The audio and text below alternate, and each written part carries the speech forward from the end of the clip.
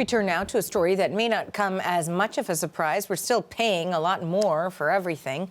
Statistics Canada has released the latest inflation numbers for the country, and Scott Peterson breaks down those details. Inflation is remaining stubbornly high. That's the news from Statistics Canada this morning at 3.4%.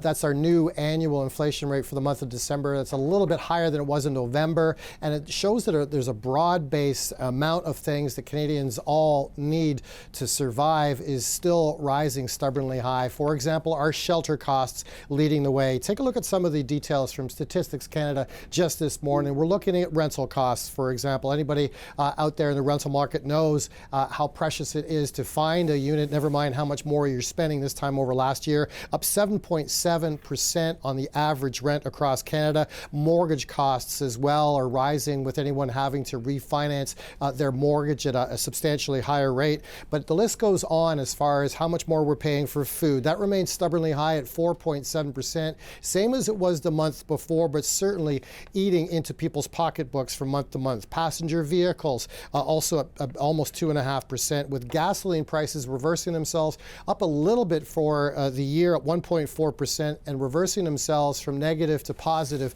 for the month of December. And this is a ripple effect for electricity, for example, for fuel oil. And air travel, a recipient of a lot of jet fuel costs, up 31% as far as costs go, traveling costs go for passengers, and that's up for the holiday season. And a lot of questions about how the Bank of Canada will react to this. No doubt the bank will be watching this 3.4% before they make their interest rate announcement next Wednesday, January 24th. But a lot of economists say that we're at the end of the rate cycle peak at 5%, the overnight rate, and it's only a matter of time. Perhaps this delays when rates will come down, but most economists believe that the Bank of Canada will lower rates in the future, the second half of this year, and not raise them anytime soon.